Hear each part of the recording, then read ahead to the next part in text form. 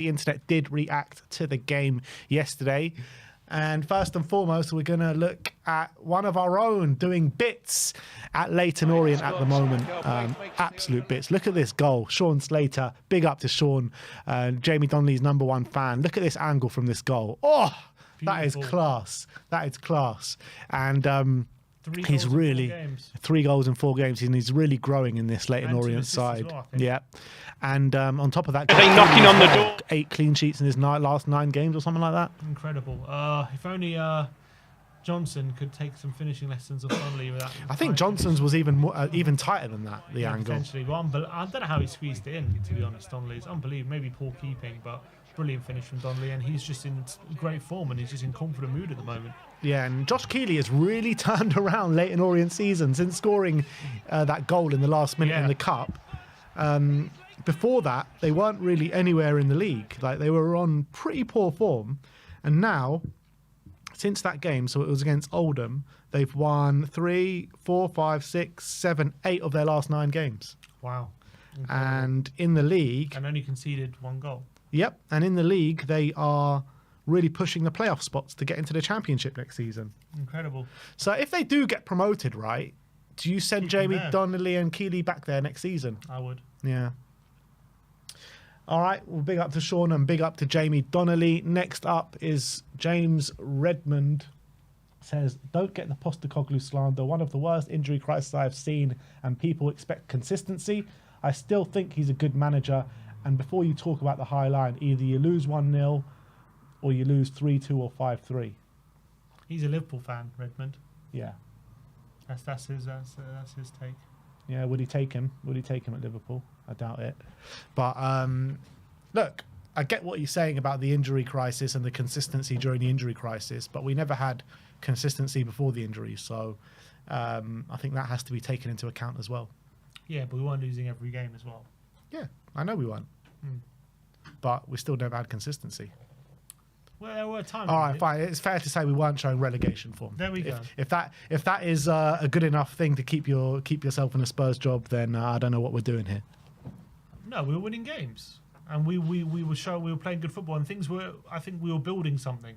But even before the injury crisis, we were still sitting here and saying we've lost way too many games at this point. Yeah, and I was critical of him. I was critical of him, but I could still see. We were still willing to give it time, and I can still see where we were heading, and that could easily have turned. I think there were some games where we didn't win that we deserved to win, but we didn't. I don't think there was any win we had that we didn't deserve to win. We weren't getting any lucky wins. All the wins we had, we deserved. There were some stupid games, but we were still right in the mix for Europe, and now we've dropped like a clip, and maybe that would have turned differently if it wasn't for this crisis. All right, next up is Richard Holmes saying Johnson didn't hit the target from here. And when you look at that snapshot, look at that. How's he not scoring here? Just bury that in the bottom corner, man. He can hit it far post. He can even smash it in the post as well into that top corner. Look how close he is. I mean, that's Johnson's position right there. I don't know what he's thinking, how he's not scoring that. Got to be scoring that, Brennan. Ben Bowman next saying heads on Mars again, responding to your tweet yesterday. So I let people want to hear the tweet from the original owner, so you can read it out yourself. Says originally I thought the letter of the law there is a case for this to stand as it was accidental, but on further inspection he clearly moves his hand towards the ball, blocking the path of the pass. This is deliberate handball. I think here, as you can see, he's got his hand behind his back. He then moves his hand in to block the pass, in my opinion, towards the ball, and I think that should constitute deliberate handball if you're blocking the pass. Yeah, but that's also a deliberate snapshot. Like, you don't see the running action really in that snapshot. I've got it from when he passes it, and he stops running. Actually, you can see here he actually stops running just as he passes the ball. Yeah, but you can't just stop your arms like that when you stop running. But also you put his arm in front of the ball. But that's how you run, like that. You run like that, not like this. He's not like that. Yeah, look, his hand's behind his back, and then he moves it in way of the pass.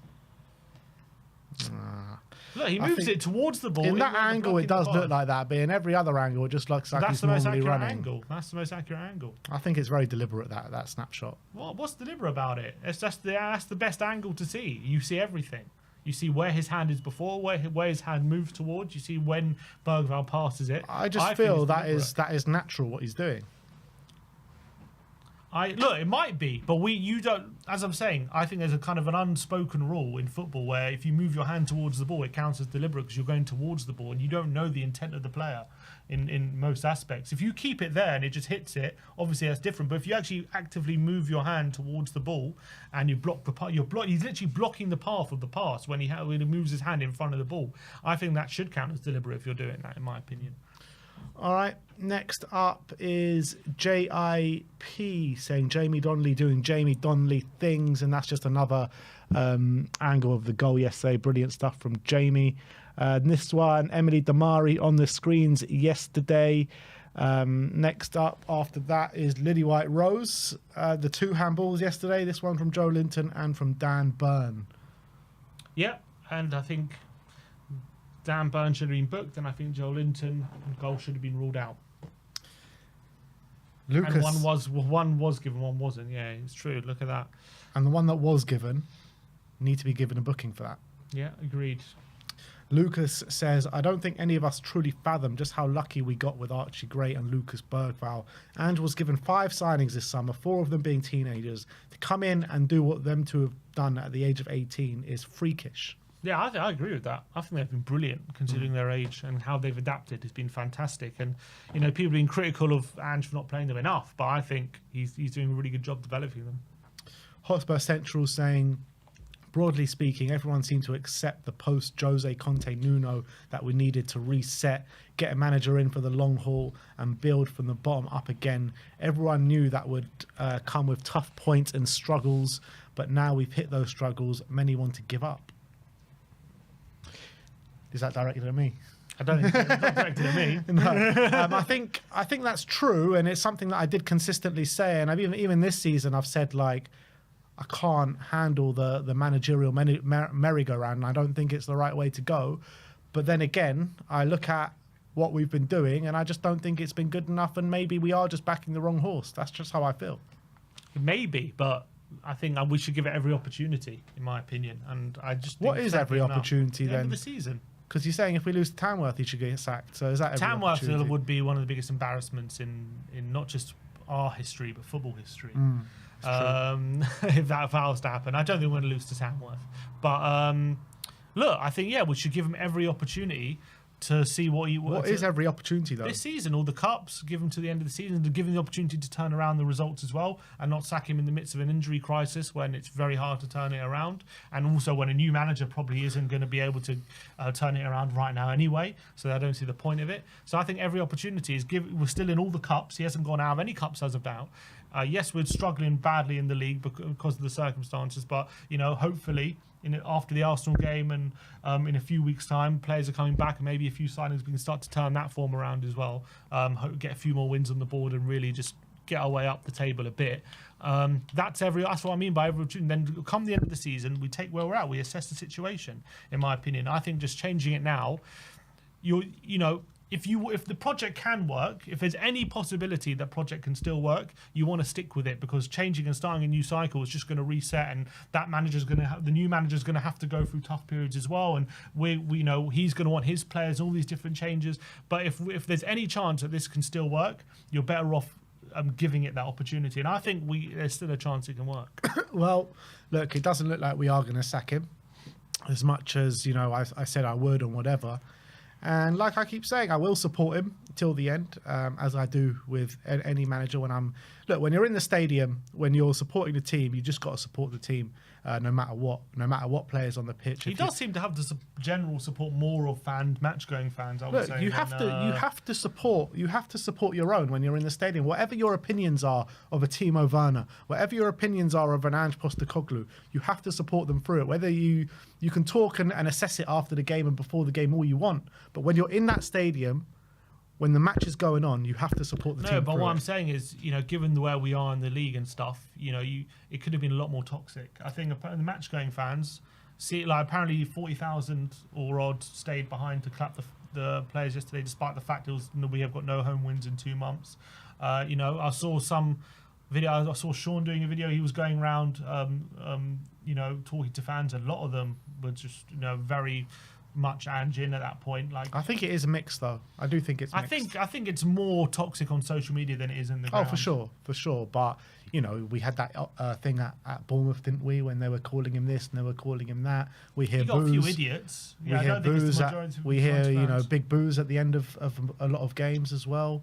You just hear a lot of disgruntlement around the stadium. I do think that the majority of the frustrations are being put in the right direction, and that is towards Daniel Levy and the board, and I think that's where it should be directed at.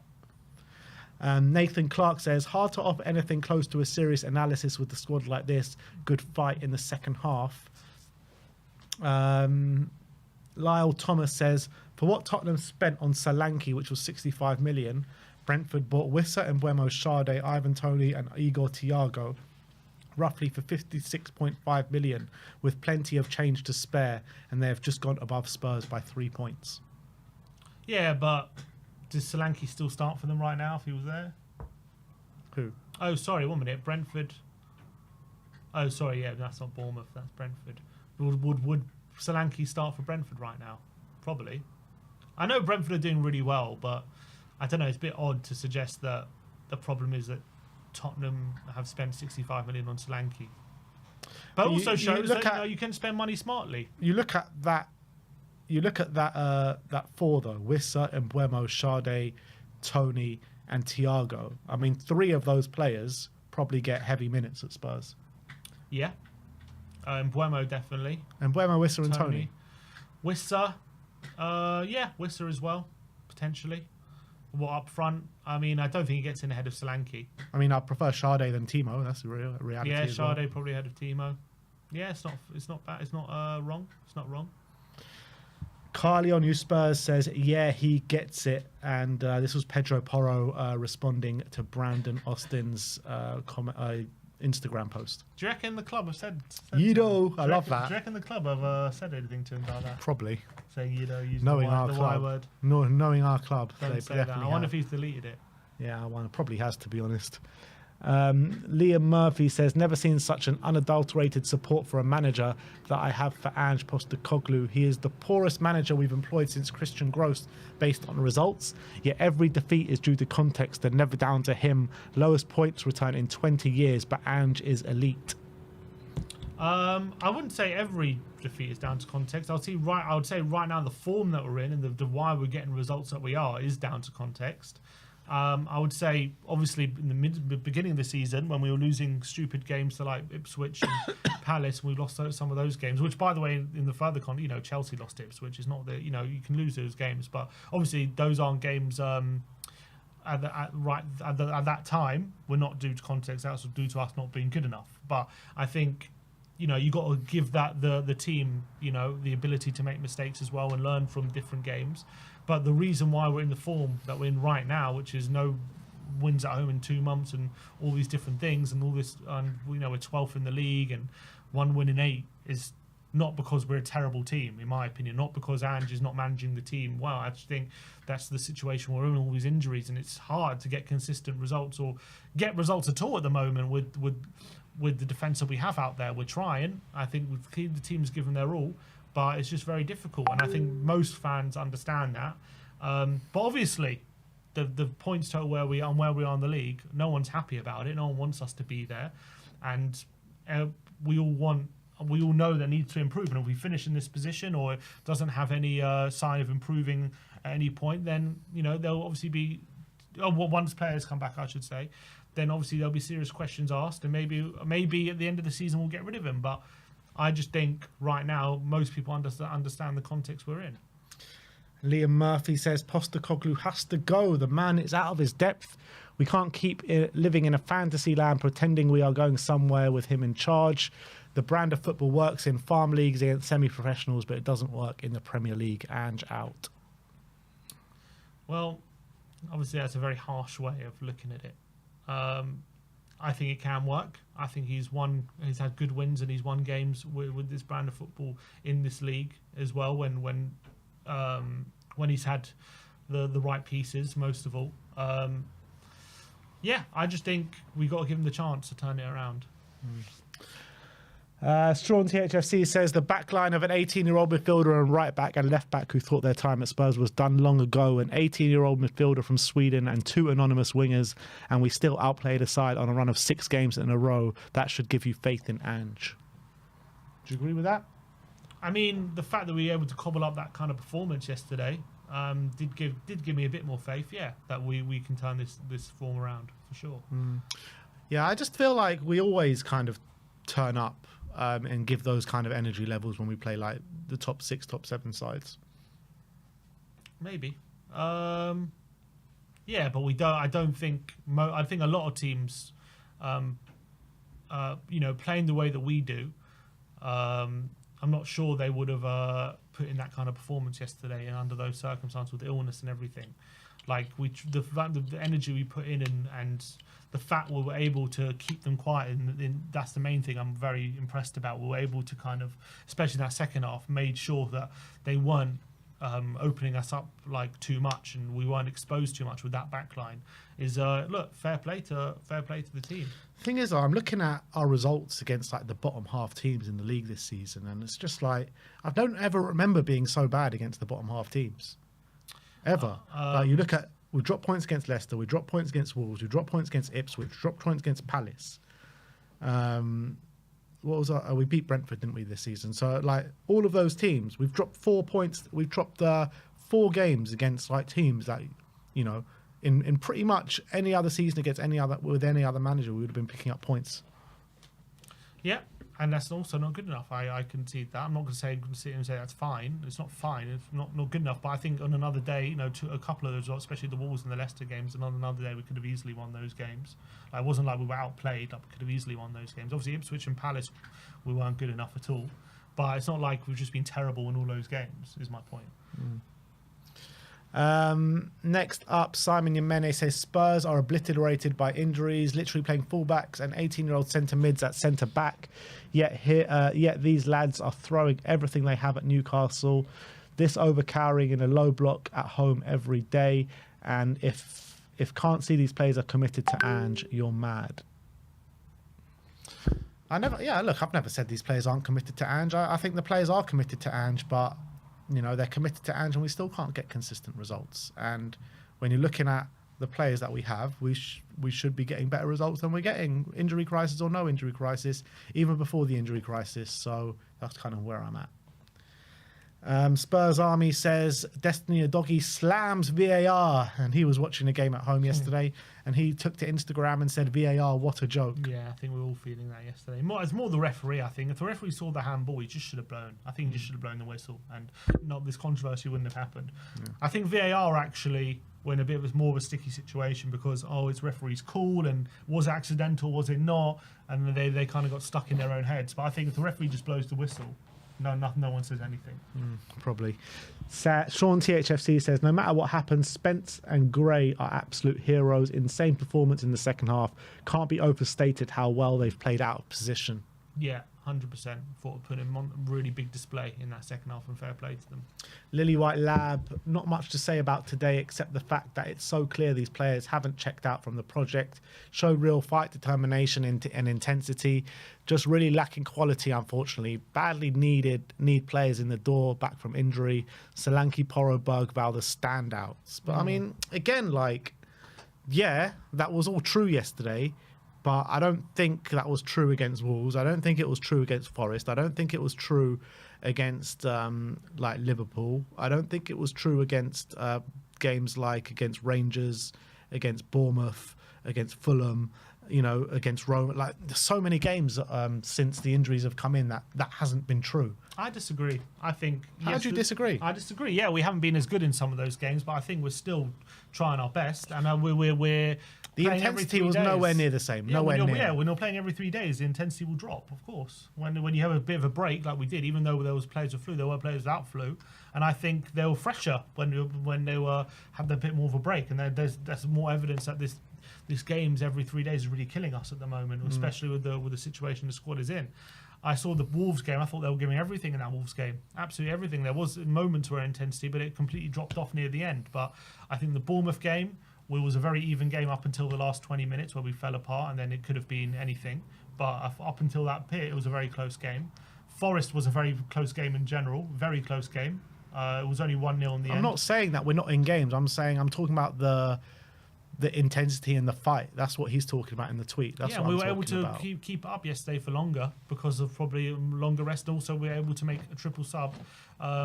We made a triple sub during in that second half that allowed us to keep it. Could we not have done that in those games as well? Maybe, I don't know. I can't remember who was on the bench and who wasn't, but maybe we could have done that. Not necessarily. I think we had a few players back potentially. Who? Well, who started? Well, Bergvall started. Who was on the bench? Bergvall who would have started. been on the bench, yeah. Who else started? Who went off? Reguilon. Who went off? Bergvall, Sarr, and who went off? Dragoshin, Timo, Sarr, and Bergvall. Timo. So he started Timo. Yeah, but all these players, these players that have been available yesterday would have been available in this run. Yeah, so but I'm saying he would have started the likes of Son, Maddison, Basuma, and then you were asking the likes of Werner, Bergvall, and who else came on at that moment? Maddison. Yeah. Right, okay, apart from Maddison, not Maddison, no. Timo, Bergvall, and Sarr. You're asking if he's starting. Basuma came on. Basuma, okay. But I'm saying if you're asking, I'm saying the ones who started, Bergvall, the ones who went off, Bergvall, Sarr, and Werner, it's very different asking them to start right when there's players with flu, and you ask them to start right and just keep the energy levels at the start, and then you're asking Son, Maddison, and Basuma to come on and change the game. We're asking Bergvall, Werner, and Sarr come on to change the game. It's not going to be as effective, I don't think.